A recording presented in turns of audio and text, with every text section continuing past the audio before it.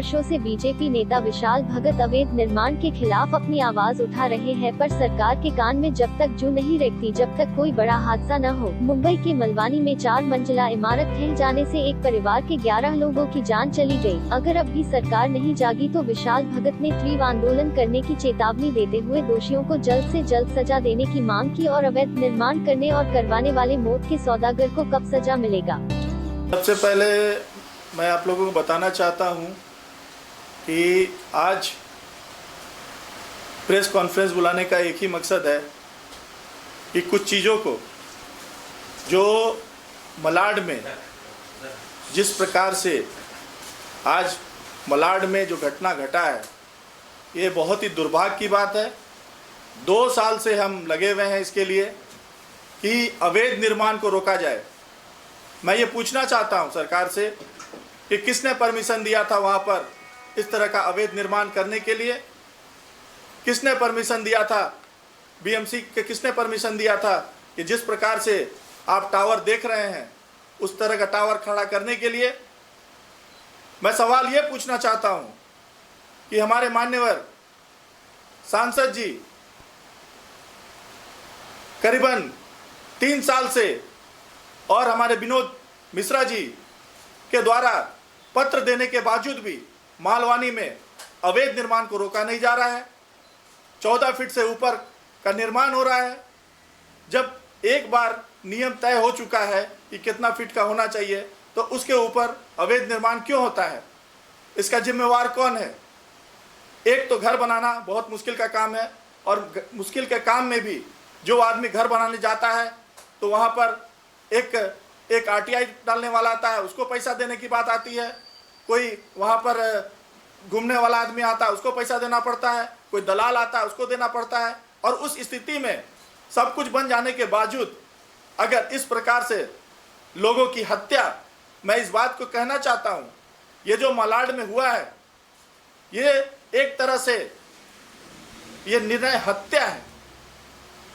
इस प्रकार की घटना नहीं होनी चाहिए।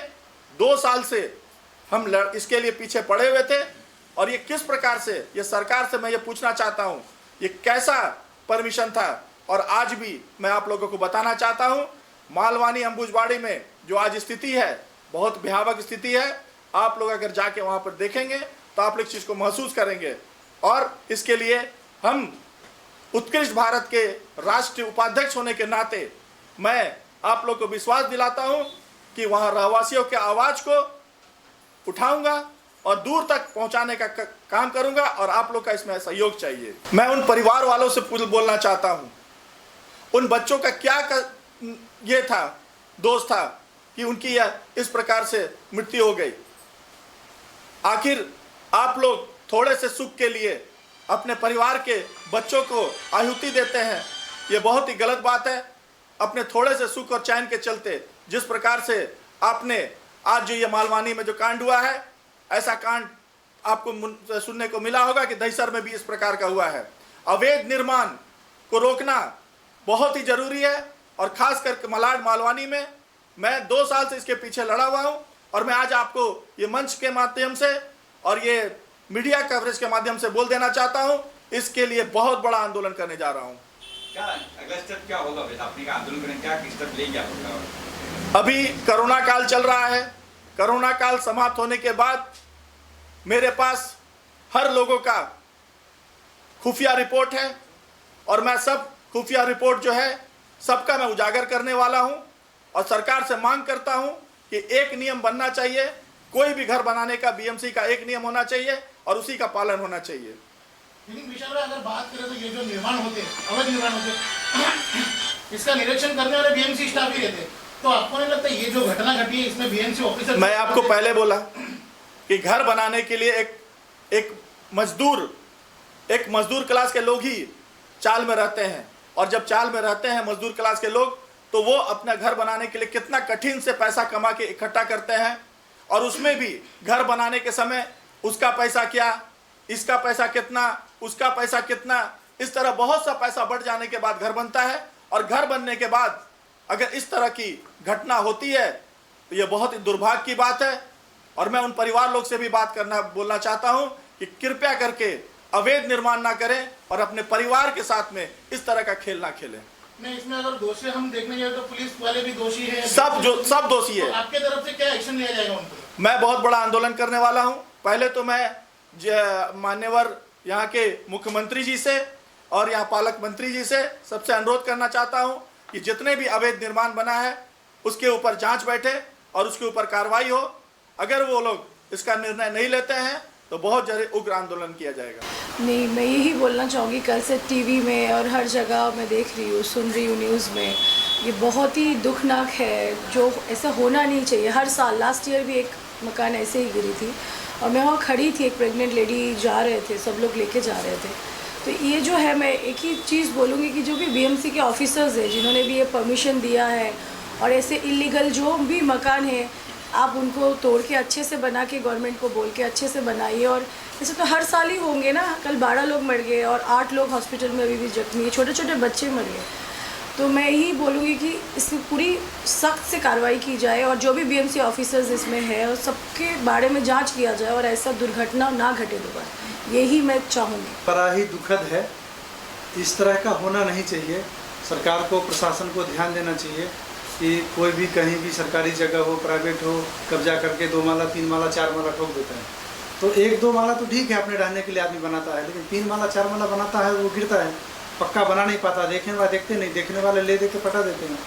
तो इस तरह से नहीं होना चाहिए, इस पर सख्त कार्रवाई हो ताकि इस तरह का जान दोबारा किसी का न जाए। मालवनी में 8 नंबर में कच्चा रास्ता पट्टे पे बोलते हैं, यहाँ पे घटना जो घटी इसमें जान गई 12 लोगों की, 8 लोग घायल हैं।